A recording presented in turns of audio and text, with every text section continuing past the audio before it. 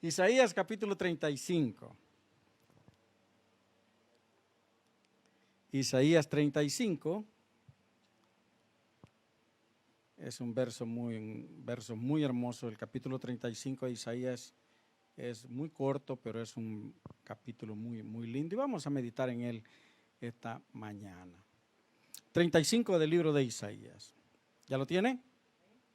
Bueno, si ya lo tiene, póngase de pie un par de minutos mientras leemos la palabra del Señor en el nombre del Padre, del Hijo y del Espíritu Santo. Y dice así: se alegrarán el desierto y la soledad.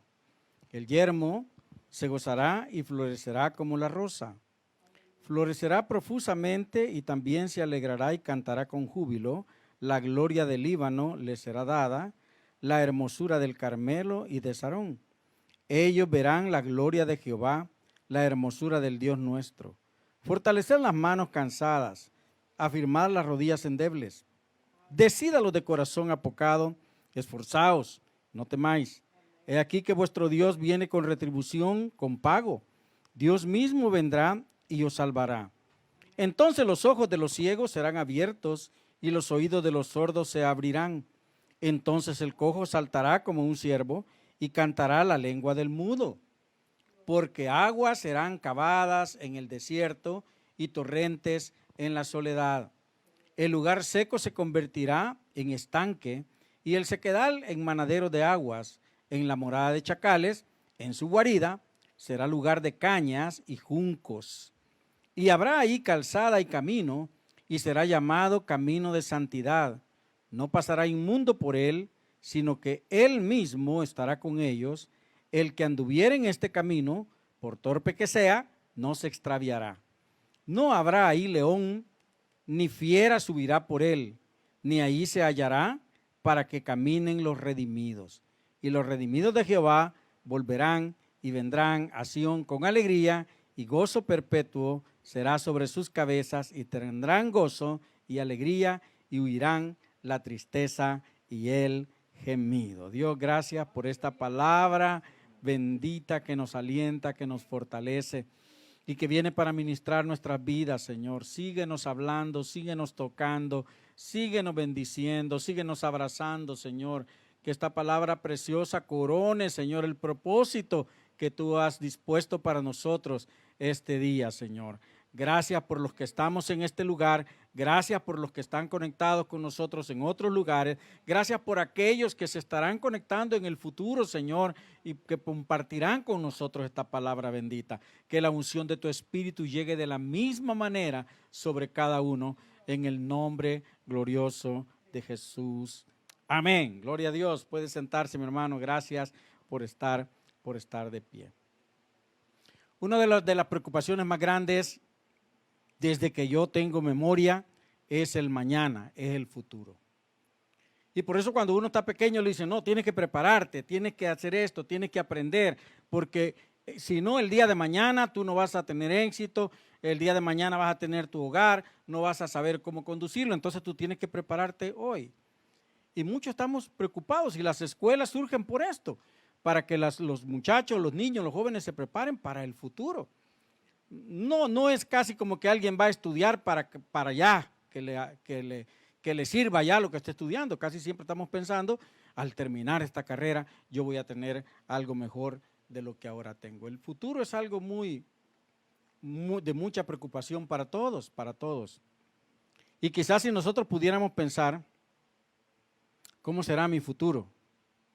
Y pensaríamos, algunos dicen, todo tiempo pasado fue mejor, habrá oído eso, todo tiempo pasado fue mejor. Ay, decían hace algunos años, ay, si viviéramos en los tiempos de conciliación, así decían. Ay, si viviéramos en ese tiempo, todo era bien verde, todo era aquí. Entonces empiezan a recordar muchas cosas, generalmente la gente ya bastante entrada en edad. Pero si nosotros recordamos en nuestro pasado esos momentos que hemos vivido, esos momentos quizás algunos buenos, pero en una gran cantidad malos, situaciones difíciles, situaciones que no pudimos controlar, situaciones que nos dominaron, que nos metieron en frustración, que nos hicieron sentir nada muchas veces. Pudimos Podemos recordar las veces que nos despreciaron, quizás las veces que nos humillaron, las veces que nos vieron mal o las veces que hicieron cosas que nos dañaron. Y entonces de seguro que no quisiéramos, no podríamos pensar aquel tiempo pasado fue mejor que este tiempo que estoy viviendo hoy. Y no quisiéramos revivirlo. Yo no quisiera revivir los momentos en que algo me dolió de lo que pasó alrededor mío, no quisiera vivirlo. Enfocados en el futuro. Los hijos de Dios debemos de estar enfocados en ese futuro glorioso que dice la Escritura y que describe aquí en el capítulo 35 de las Santas Escrituras. En el transcurso de los años, en el transcurso de la historia, fíjese, nosotros podemos decir, bueno, yo cuando estaba chiquito mi futuro es este que estoy viviendo hoy. Este era su futuro y mi futuro cuando teníamos 5 años, mi futuro es este que estamos viviendo hoy. Hoy estamos viviendo este futuro. ¿Y cómo es el futuro que estamos viviendo? ¿Cómo es el futuro que estamos viviendo? Y empezamos a recorrer la historia. Y en la historia, durante los años que nosotros hemos ido creciendo y hemos llegado hasta este momento, la humanidad, el hombre, las mujeres, los jóvenes, los niños, prácticamente se han alejado de Dios. Hay muchos niños que ya no creen en Dios. Hay muchos jóvenes que dicen que Dios es una idea. Hay muchas personas adultas que están cansados de oír de hablar de Dios y ya no quieren saber más de eso y mejor prefieren alejarse, mantenerse aislados. El mundo se ha llenado de violencia. Violencia que ha llegado a unos niveles increíbles. O sea, El Salvador en algún momento se llamó, no sé de dónde sacan ese estadístico, somos un país muy pequeño, prácticamente mucha gente fuera de aquí, de América, no sabe ni siquiera dónde queda El Salvador. Pero en el mundo a veces se catalogó El Salvador como el país más violento del mundo. ¿Puede creer eso? El país más violento. Me imagino que de acuerdo a la densidad de población, si somos solo 100 y matan 5 es un gran porcentaje, ¿verdad? En el otro son millones y matan 100,000, pues no es lo mismo, el porcentaje viene siendo inferior quizás al que nosotros medimos acá. Pero se habló de la violencia en El Salvador, y cuando yo me pongo a meditar, ¿cómo está la violencia, por ejemplo, en el oriente? Hablando del globo terráqueo, ¿no? De nuestro país. ¿Cómo está la violencia allá por los países orientales? ¿Cómo está la violencia en el norte de nuestro continente?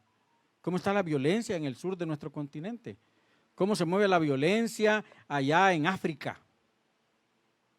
Cuando yo veo las noticias y comienzo a ver que niños se levantan armados y comienzan a disparar indiscriminadamente contra quien vaya pasando, ¿no será eso violencia?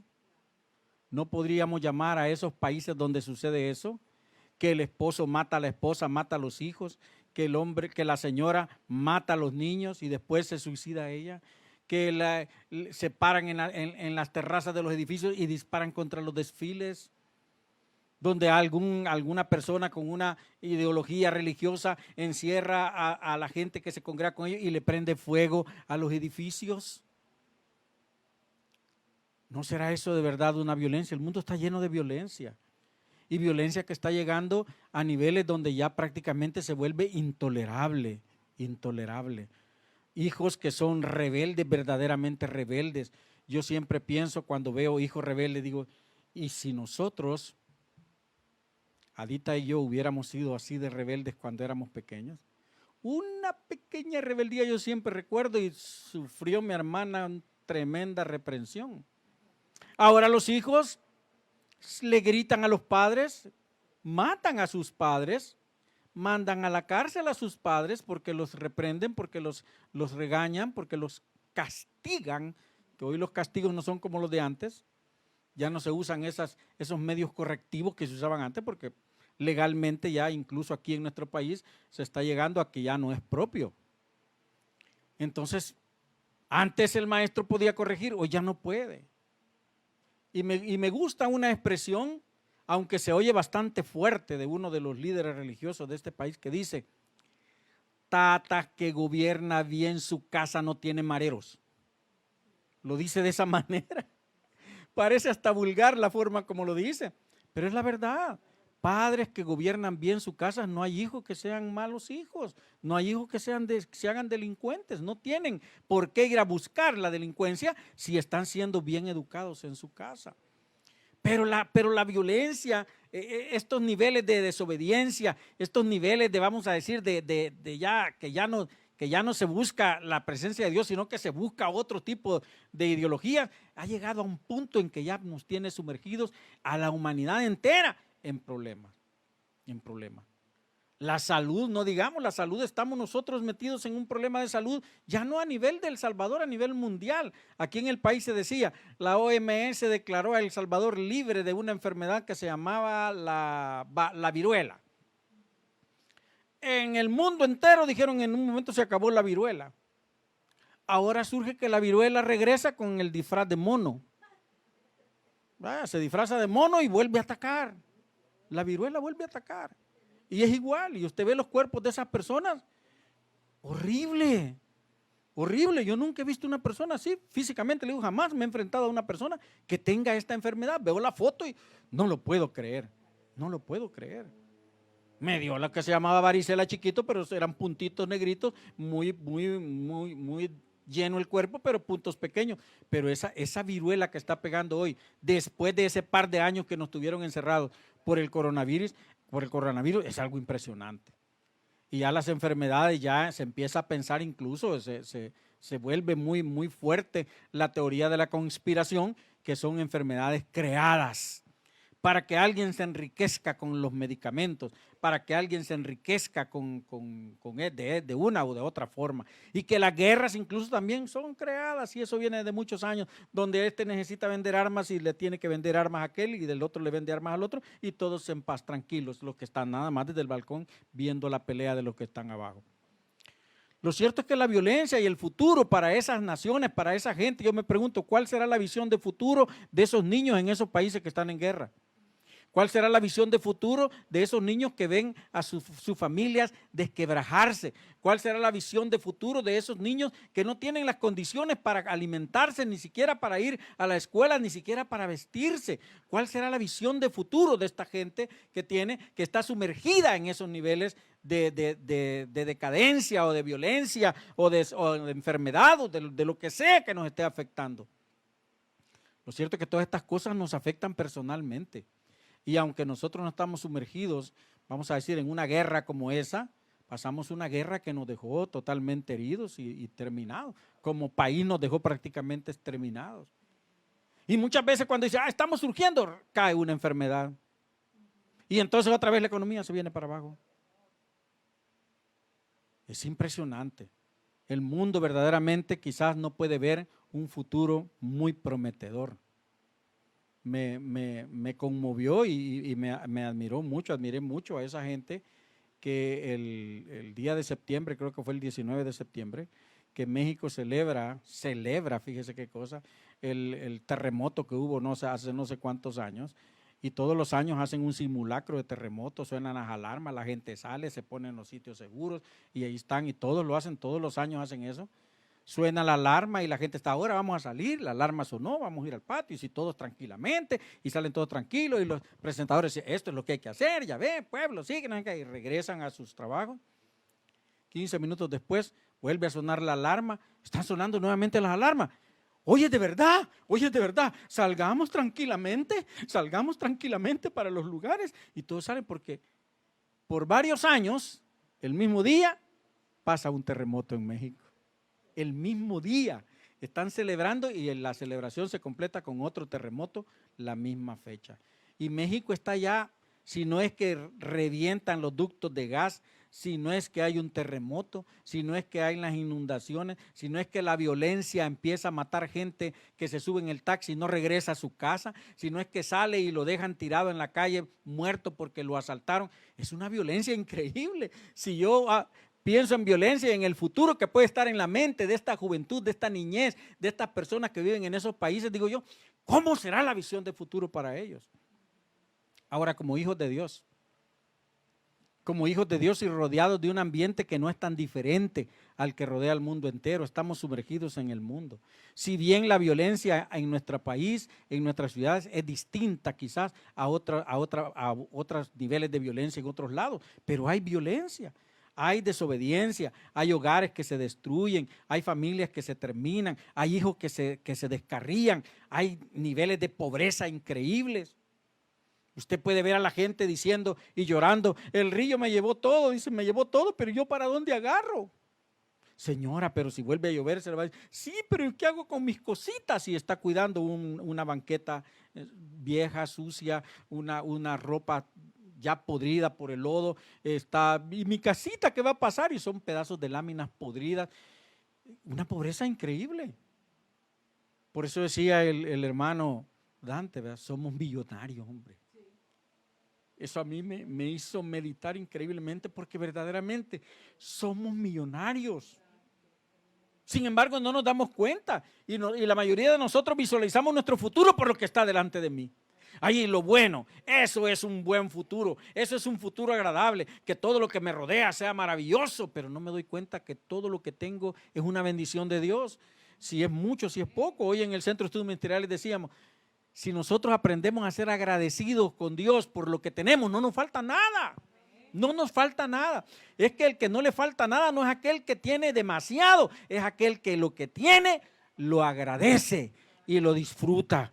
A ese no le falta nada. Entonces, como hijos de Dios, nosotros debemos de visualizar nuestro futuro y nuestro futuro comenzarlo a vivir hoy. Nosotros como hijos de Dios sí podemos decir, estamos viviendo nuestro futuro hoy. Nuestro futuro comenzó ya, desde que vinimos a los pies de Cristo, comenzó nuestro futuro. ¿Y cuáles son las cosas que nos deben incentivar a ver nuestro futuro? A pesar de haber un buen futuro como hijos de Dios, a pesar de la violencia, a pesar de la guerra, a pesar de la enfermedad, a pesar de la escasez, ¿qué es lo que nos puede llevar a poder visualizar un futuro bueno? En que Jehová es nuestro sanador, en que Jehová es nuestro salvador, en que Jehová es nuestro proveedor, en que Jehová es nuestro consolador, en que Jehová es nuestra fuerza, que Jehová es nuestro refugio, es nuestra paz, es nuestra bandera. Es el futuro que nosotros podemos disfrutar desde ahora. Podemos estar seguros. Podrá venir y llover todo lo que quiera y deslavarse todas las montañas que quieran y llevarse muchas cosas, pero si tenemos a Cristo Jesús, Él es todo para nosotros. Y de alguna manera vamos a recibir, y Dios se va a encargar de resolver cada cosa que pasa en nuestro presente, que es nuestro futuro vivido. Nuestro futuro comienza hoy. Tenemos, dice la Escritura, un futuro glorioso. ¿Cómo es que el futuro glorioso? ¿Cómo es que nosotros vivimos o debemos de vivir como hijos de Dios? Dice la Escritura en el versículo 3 que hemos leído. Tú como hijo de Dios, vive tu futuro desde hoy. Así es que fortalece las manos cansadas, afirma las rodillas endebles. El cansancio se cambia en fortaleza. ¿Quién no regresa por la noche del trabajo cansado, agotado? No creo yo que alguien regrese de trabajar de 8 de la mañana a 6 de la tarde y regrese con toda la energía. Bueno, solo los jóvenes, ¿verdad? Pasan por bichos que brincan y saltan, pero llega un momento en que yo regreso a mi casa y lo que quiero es sentarme, recostarme en una buena almohadón, quitarme los zapatos y esperar que me lleguen a preguntar, ¿cómo te fue? No es que venga enojado ni nada, vengo cansado. Y no es que mi trabajo sea pasar con piocha y pico y pala y todo eso y apelmazando tierra ni subiendo montañas, no. Pero hay agotamiento. Entonces me dice el Señor, me recordaba el Señor esto. Bueno, ¿te sientes cansado? Fortalece tus manos. Tus manos están cansadas, fortalécelas. Y viene a mi mente aquel cuadro maravilloso cuando Israel estaba peleando contra el ejército de Amalek y Moisés se sube a una montañita que está ahí abajo, está el campo de batalla, y él comienza a elevar sus manos para pedir la misericordia de Dios y el ejército de Israel ganaba.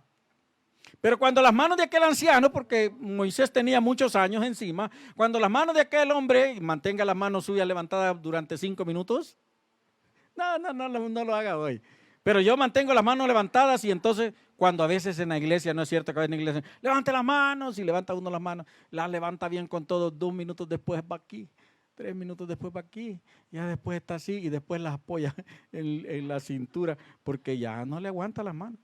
Fortalece tus manos cansadas, dice, fortalécelas, afirma tus rodillas endebles, no se cansarán nuestras manos. En el futuro glorioso que tenemos nosotros, no se cansarán nuestras manos, podremos mantenerlas levantadas. Mire, yo le decía a mi esposa, es algo, yo lo cuento porque es algo para mí es impresionante. Tengo 67 años. Ya no soy un quinceañero. Y me dicen un día de estos, no, ¿y cuántos años tiene, Mario? 67. No, parece de 67, parezco de 80, le digo yo. No, me dice, parece de 25. No, no lo puedo creer. Pero ¿sabe una cosa? Hasta hace meses, hasta hace algunos meses, si yo me agachaba y me levantaba, tenía que hacerlo contando 1, 2, 3, 4. Qué bueno, ¿verdad? Gracias al Señor que me levanté. Si yo me agachaba para querer hacer algo en el piso y estaba acurrucado, ayúdame, le decía yo a mi hija, mira, ayúdame, que no me... y las piernas como que para arriba. En estas semanas anteriores, a mis 67 años, quiero decirle que yo he hecho esas y más cosas, un ejercicio que nunca había hecho, y a pesar de que algunos dicen que hay ciertas deficiencias en mi cuerpo, me he sentido más nítido que hace 20 años. No ha venido agotamiento a mi cuerpo, no he sentido dolor musculares, no he sentido que me mareo y que me pongo raro, nada. He sentido como cuando tenía 15 años. ¿Y sabe qué es eso? Es la mano de Dios sobre mi vida. Levanta tus manos cansadas, dice, fortalécelas y fortalece tus rodillas que ya no soportan. Hay momentos en la vida que uno dice, ya no soporto más, estoy agotado, estoy cansado. Pero en el futuro glorioso que Dios promete para nosotros, que lo comencemos a vivir hoy, dice, fortalece tus manos cansadas y afirma esas rodillas que te ayudarán a mantenerte de pie, a seguir de pie. Levántate, levántate, ese es el futuro. Sigue diciendo ahí, decídalos de corazón apocado. ¿Quiénes son los de corazón apocado? A mí por muchos años me llamaron de corazón apocado. O sea, de esas personas tímidas, ¿verdad? Que le da miedo todo. Y cuando todavía yo me iba a casar, yo era de esas personas. Yo admiraba mucho a mi esposa. En ese tiempo después era la hermana Zoilita. La admiraba mucho, porque la hermana Zoilita era tan, lo que dijeron estos días en la televisión, era tan chachalaca. O sea, ella se sienta y está platicando con la gente como que la conoce de hace años. Enfrenta a la gente y llega a un lugar y pregunta, y de repente está conversando y tiene una, y digo, ¿lo conocerá? Y ya lo conoció. No, si aquí nos acabamos de ver. Tremendo. En cambio, yo nunca pude hacer eso. Si ella tuvo que hablarme y seguirme y conquistarme, porque yo no tenía el valor de hacerlo. Era de esas personas llamadas tímidas. Muchas oportunidades las perdí por timidez, porque me daba temor fracasar. Personas que ese es un estado anímico, digamos, en una persona, en un joven, en un adolescente, pero hay personas que viven frustradas, que a pesar de que trabajan y trabajan y trabajan, sienten que la vida no les da lo que ellos están buscando, por lo que ellos han luchado, por lo que ellos han trabajado. Sienten que se esfuerzan y no recuperan lo que ellos necesitan recuperar. Sienten que trabajan y luchan, pero no tienen lo que están necesitando. Entonces dice el Señor, decídalos de corazón apocado, esforzaos, no temáis. He aquí que vuestro Dios viene con retribución, con pago. ¿Cuántas personas he escuchado yo? ¿A cuántas personas he escuchado decir, el sueldo a mí no me alcanza? Yo estoy trabajando y aquí yo no estoy recibiendo por lo que estoy trabajando. Yo estoy trabajando mucho, pero no recibo la justa paga.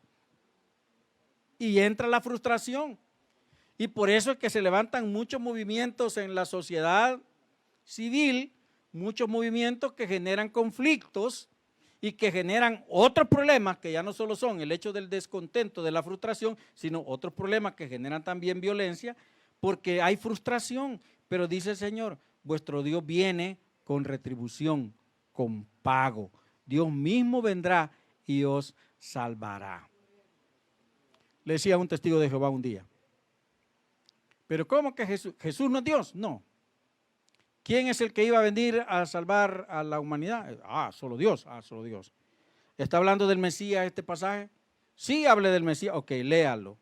Dios viene con retribución, con pago. Dios mismo vendrá y os salvará. ¿Quién vino y quién salvó?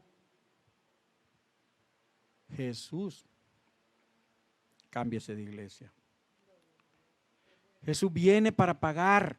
No importa si el hombre no paga.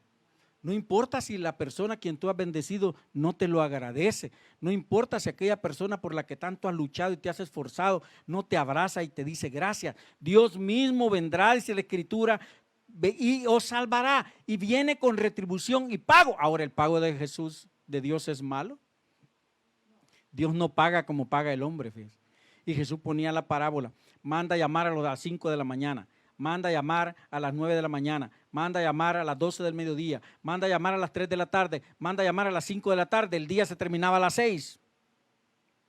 Y a la hora del pago dice, ahora hagan fila, les voy a pagar. Y el que empezó a las 6 de la mañana debió haber pensado, a mí me va a pagar más porque pasé todo el día trabajando. Le dio su paga. Pero cuando vio al que llegó a las 9, y cuando vio el que llegó a las 12, y cuando vio lo que recibió el que llegó a las 3, y cuando vio el que llegó, lo que recibió el que llegaba a las 5, se molestó. ¿Cómo es posible? Usted ha trabajado solo 1 hora y le pagan lo mismo que a mí. ¿Acaso no soy yo dueño de mis cosas y puedo hacer con lo mío lo que me da la gana? Pues Dios quiere bendecirte porque le da la gana, sencillamente. No por lo que has trabajado, no por lo que has luchado, no por lo que te has esforzado, porque te ama y te quiere bendecir. Aleluya, bendito sea el nombre de Jehová. Él viene con retribución y pago.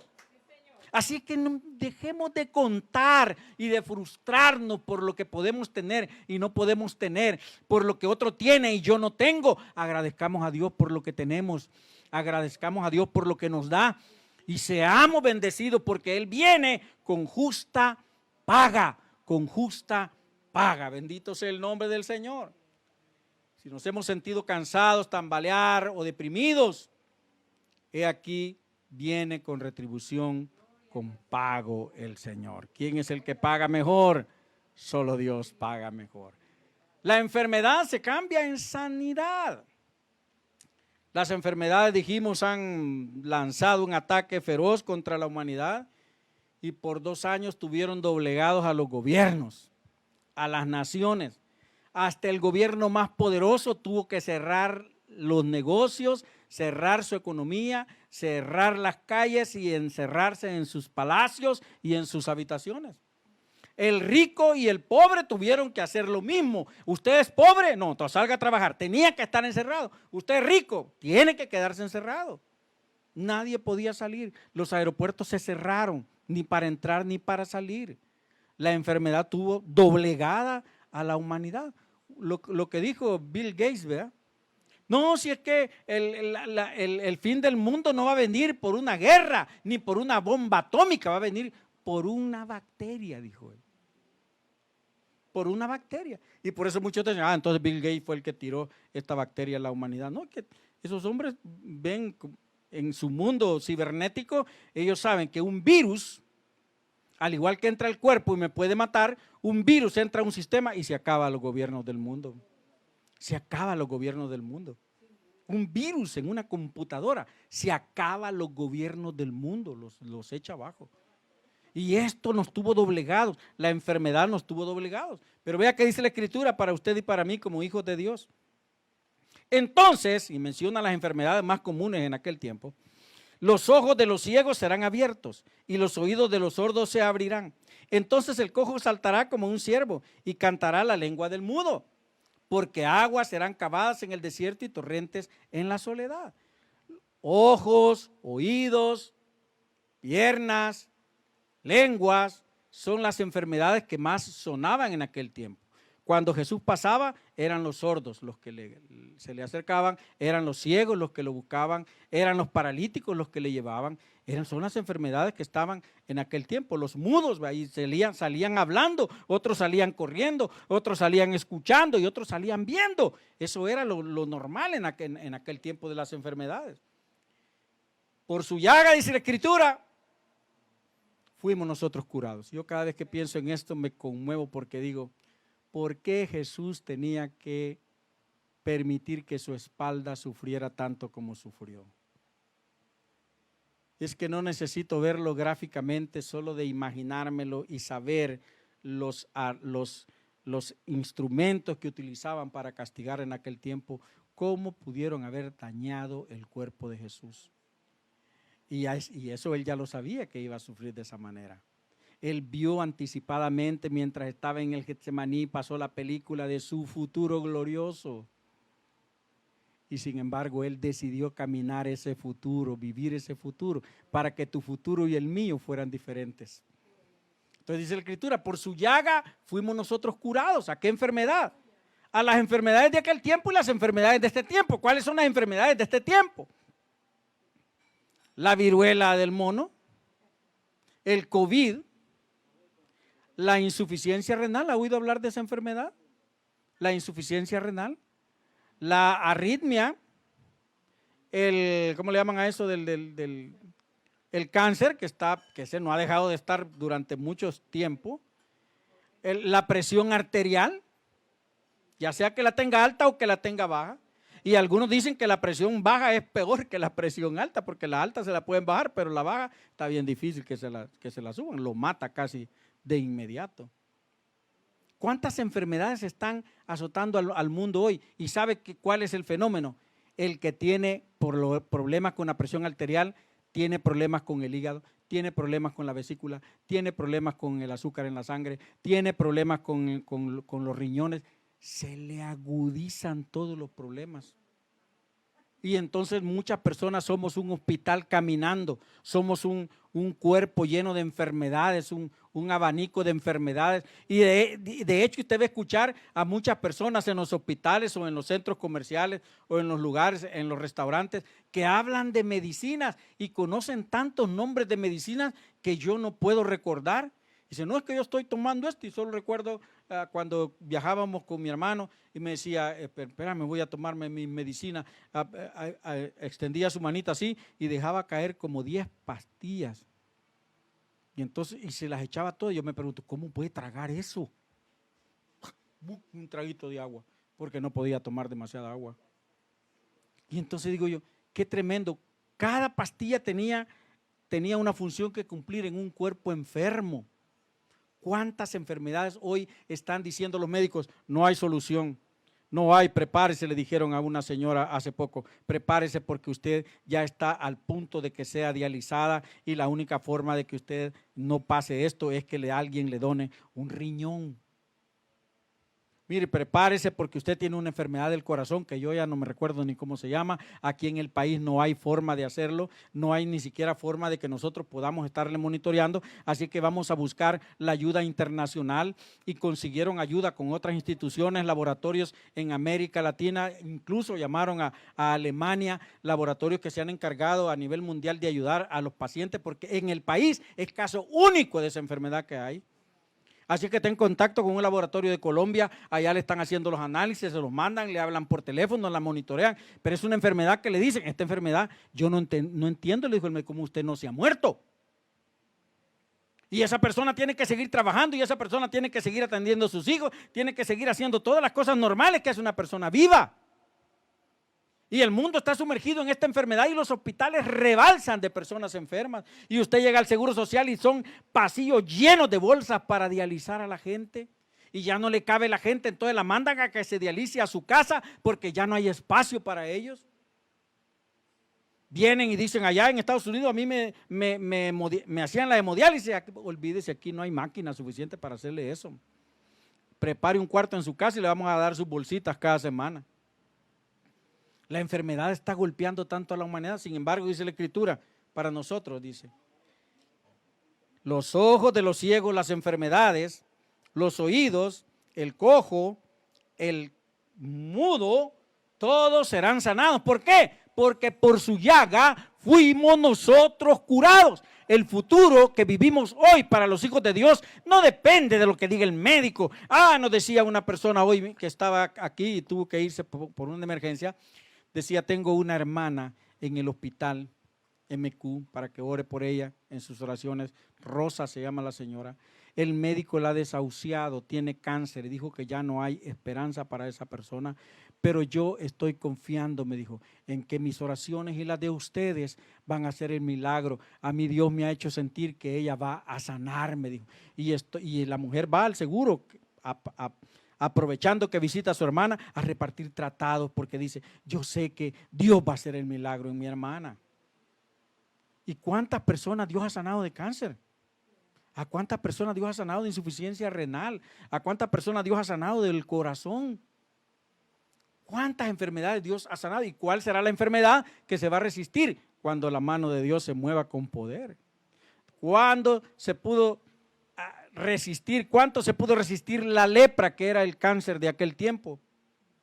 Si ni siquiera Jesús se acercaba a ellos, decía, regrésense y vayan y preséntense al sacerdote, porque era parte de la ley hacerlo. Los leprosos no podían convivir con la gente, pero tenían que ir cuando eran sanados. Cuando decían que estaban limpios, tenían que ir al sacerdote, los examinaba, los limpiaba, los lavaba, veía que ya no tenían los indicios de la lepra, entonces decía, ok, está sano, y le daba un certificado que decía, este está sano, puede volver a reintegrarse a la sociedad.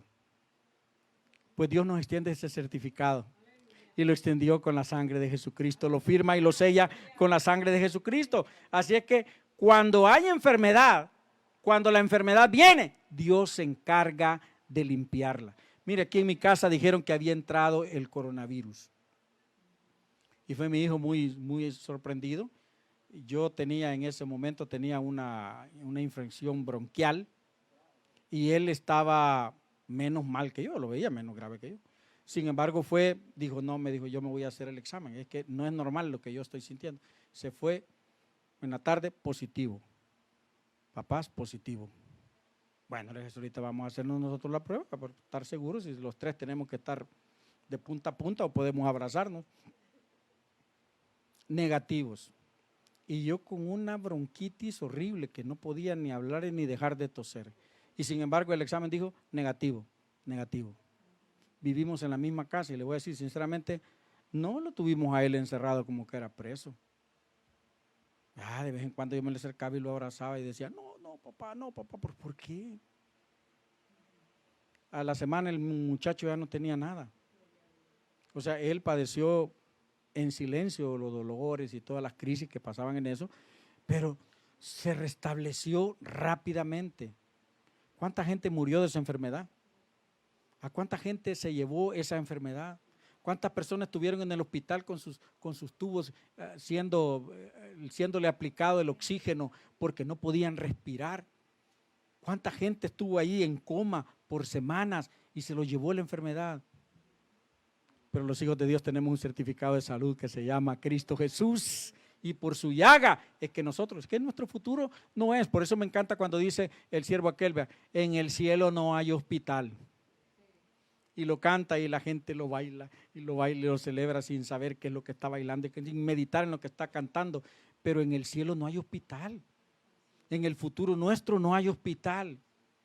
Que hagan 40 hospitales si quieren en esta nación, usted y yo como hijos de Dios no vamos a usar esos hospitales porque somos hijos de Dios y la mano de Dios caerá sobre nosotros. Si hay una enfermedad en nuestra vida, si hay enfermedad en nuestro cuerpo, si llega enfermedad en nuestro cuerpo, no vamos a decir, no, yo soy inmune y no me va a tocar jamás, pero la mano de Dios estará con nosotros si nosotros nos acogemos a ese certificado de salud cuando dice que toda enfermedad fue curada a través de la llaga de Jesucristo en la cruz del Calvario.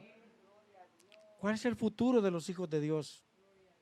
Dios conoce sus días y mis días y el tiempo que vamos a tener cada uno. Y no nos vamos a oponer a su voluntad. Pero cuando la voluntad de Dios es sanarnos, no importa cuán grande y cuán grave sea la enfermedad, Dios sana toda enfermedad. Porque Dios es nuestro sanador, dice la Escritura. En nuestro futuro hay prosperidad.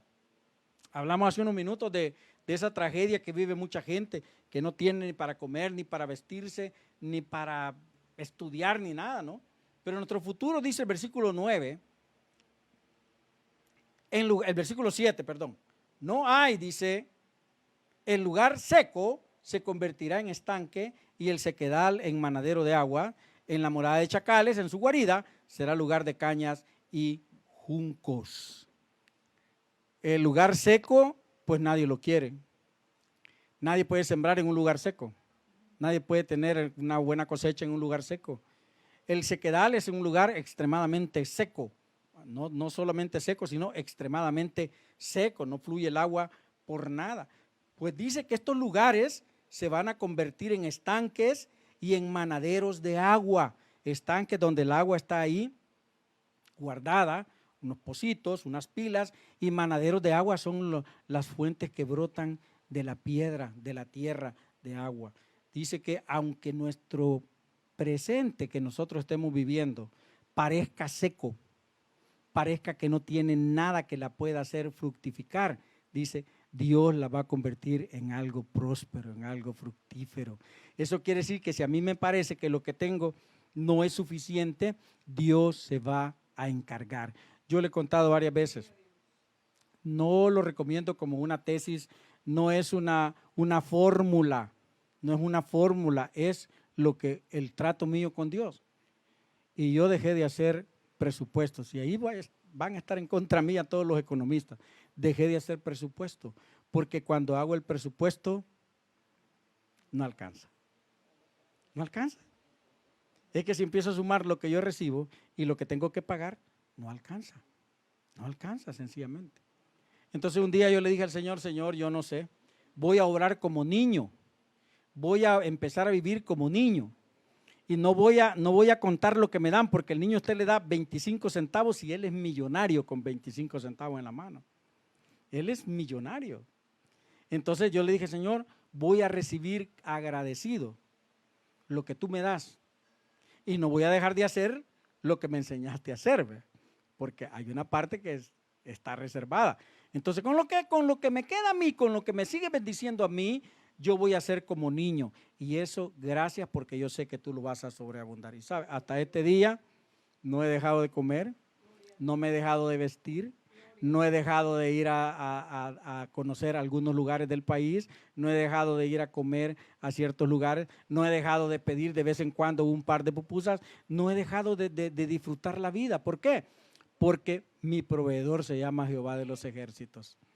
Mi proveedor no se llama la empresa donde yo trabajo. Mi proveedor no se llama la persona que quiera bendecirme con algo. No, mi proveedor se llama Jesús. Y Él no es escaso. Jesús no es escaso. Y aunque a mí me parezca que lo que tengo en la mano es escaso, Dios lo multiplica y lo hace abundar y sobreabundar, dice la Escritura. Hasta que sobreabunde, dice la palabra, esa es la promesa. Hasta que sobreabunde. Y eso es lo que Dios hace con lo que parece seco, con aquello que parece que no se puede recuperar, con aquello que parece que no va a haber prosperidad, aquello que no va a mejorar. Dios dice, lo hace, lo convierte en manantial donde hay frescura, donde hay vida, lo convierte, dice, en estanque donde cualquiera quiere llegar a refrescarse. Eso es lo que Dios hace. Y eso es lo que Dios promete para sus hijos, en que no importa si el futuro, el presente de hoy, que es parte de nuestro futuro, parece muy seco, parece muy árido, parece que no tiene esperanza, Dios lo vuelve tierra productiva, Dios la vuelve tierra próspera y Él se encarga de darnos lo que nosotros necesitamos. Hay prosperidad en nuestro futuro y en nuestro hoy, hay protección. Hablamos de violencia, hablamos de aquí, y qué terrible es ver que antes yo conocía medios de seguridad o instituciones de seguridad a la policía. Para mí no había otra institución que ofreciera seguridad, la policía. Después surgieron aquellas empresas que contratan a las personas y que ponen un policía en la puerta de los centros comerciales. Después surgieron aquellos que mandan a blindar camiones y se encargan de llevar los activos de un lugar a otro lugar protegidos ahí en los camiones. Después surgieron aquellos que además de blindar su carro, contratan 3 o 4 personas que andan en otro vehículo con ellos, los van siguiendo y a donde quiera que se mueven ellos están ahí a la expectativa de que no les pase nada. Seguridad. ¿Cuánto cuesta eso? ¿Cuánto cuesta eso? Eso cuesta mucha plata, cuesta mucho dinero. ¿Sabe cuánto cuesta su seguridad? La sangre de Cristo. Es el precio más caro que se ha podido pagar por seguridad alguna. Y es la seguridad más efectiva. Yo veo a esos seguridades que están en las entradas de los parqueos, de los lugares. Ni se fijan quién entra ni quién sale. Yo entro y salgo y ni saben si entré o salí. Es más, no saben ni quién soy. Y solo me ven entrar y ni me preguntan a qué voy ni de dónde vengo. Salgo y se me quedan viendo y yo les aseguro que no saben ni cómo me llamo. Y entran y salen los vehículos y los miran. Y no saben si el que va manejando el vehículo es el dueño del vehículo. Están dormidos leyendo el periódico. Uno llega a los lugares, se parquea para que quiten la cadenita que está ahí, supuestamente que protege de la entrada. Y el policía está a 1,5 metros de la cadena y no se entera que hay un carro esperando entrar. Está de espalda con su periódico leyendo bien tranquilamente las noticias. Y me pregunto, ¿y si alguien viene a robar, no mata a este cliente así de espalda fácilmente y se mete y se lleva todo? Esa es la seguridad. Por más que se paga la seguridad, no han podido impedir que maten a personajes importantes. Aquí hubo un tiempo en que secuestraban a los hombres millonarios y aunque tenían seguridad. En el mundo han matado presidentes, aunque todos van los hombres corriendo a la par del carro donde ellos van y los han matado. ¿Cuál seguridad? Entonces la seguridad del mundo no es seguridad, pero la seguridad que la palabra de Dios dice que es para nosotros, mire, dice, habrá ahí calzada y camino, verso 8, será llamado camino de santidad. No pasará inmundo por él, sino que él mismo estará con ellos. Dios irá con nosotros donde quiera que nos movamos. El que anduviere no estará con ellos, dice. El que anduviere en ese camino, por torpe que sea, no se extraviará jamás. Hoy para no extraviarse usan Sunways. Ahí lo ponen y se suben al carro y él les va diciendo, cruce a la derecha, a 5 metros cruce a la izquierda, 2 metros adelante va a encontrar un chucho sentado. Cuando vea que el chucho se para, cruce a la derecha. Entonces, increíble, es increíble. Pero si usted no tiene esas ventajas, por aquí debe cruzar. No, no es por aquí, es que los rótulos están en la calle, ahí dice, cruce para acá. Aquí era Mario Antonio, no hombre, que no ha visto el rótulo, si el rótulo no está ahí. Kilómetros más adelante, Mario Antonio, allá era, te digo que no, hasta allá un poco molesto, ¿verdad? Porque no, Mario, allá tenía que haber cruzado. Y los bichos callados, va sin decir nada. Bienvenidos a la Unión. Yo iba para Perquín. Yo iba para Perquín. Ay, tenés razón. A dar la vuelta y regresar y agarrar. Dice, por torpe que sea, no se extraviará. ¿Sabe por qué? Porque Dios va con nosotros. Jesús va con nosotros. Entonces, por torpes que seamos o parezcamos, o por menos instrumentos que tengamos, quizás no tengamos todas las herramientas que yo creo que debo tener, quizás no tuve el consejo, quizás no tuve el cariño, no me dieron el abrazo, porque muchos argumentamos esas cosas. Es que yo ando perdido porque a mí nadie me abrazó, a mí nadie me dijo te amo, a mí nadie me compró, nadie me mandó a estudiar, nunca se sentaron a conversar conmigo, no me platicaron de las cosas buenas y las cosas malas. Aunque no tengamos eso, dice, Él andará con nosotros y el camino nuestro no será de tierra, habrá calzada, dice, para que los hijos de Dios pasen por ahí y no iremos solos, Él irá con nosotros y por torpes que seamos no nos perderemos. ¿Por qué? Porque la mano de Dios nos llevará por el lugar seguro, habrá protección, estaremos seguros según la Escritura. Ese es el futuro para los hijos. No habrá león ni fiera, subirá en el camino que llevan los hijos de Dios, dice. Y entonces llegaremos a Sión con alegría y gozo perpetuo habrá sobre nuestras cabezas, dice él, y tendremos gozo y alegría y seguirán la tristeza y el gemido. Solo recuerdo aquel coro, ¿verdad? ¿Cómo es que dice? Volverán a Sión cantando y gozo perpetuo habrá sobre sus cabezas. Tendrán gozo y alegría y el dolor y el gemido huirán. Ciertamente volverán los redimidos. Usted y yo somos los redimidos de Jehová. Y aunque hoy pudiéramos decir, mi futuro es el reflejo de mi hoy, su hoy es maravilloso porque Dios está con usted y conmigo. Y por lo tanto su futuro es mejor, aleluya. No hay nada que usted y yo podamos anhelar o de lo que podamos carecer. Dios está con nosotros. ¿Será malo nuestro futuro como hijos de Dios? ¿Será malo nuestro presente como hijos de Dios? Alrededor de nosotros puede haber maldad, puede haber violencia, puede haber enfermedad, puede haber pobreza, puede haber inseguridad, pero usted y yo somos los dueños de un futuro maravilloso porque estamos con Dios. El cansancio suyo y mío se cambia en firmeza, las enfermedades se cambian en sanidad, la escasez se cambia en prosperidad y la inseguridad y el temor, dice, huyen porque se cambian en protección de Dios para nosotros. Así que no importa lo que pase en este mundo cruel que vivimos, que nos ha tocado vivir. Este mundo para nosotros es cruel, para los que ya estamos bastante adentrados en años. Cuando éramos niños, nuestros padres quizás decían, este mundo cruel también, porque en su momento habían dificultades que nosotros ignorábamos. Y nuestros nietos van a decir en su momento, qué mundo cruel, si es que Cristo no ha venido. Pero dentro de ese mundo cruel, usted y yo somos privilegiados. Somos, como decía aquel siervo, millonarios. Somos bendecidos, somos benditos, somos especiales porque somos hijos de Dios. Y Dios camina con nosotros por donde quiera que vamos. ¿Ese es su futuro? ¿O quiere adoptar el futuro del mundo?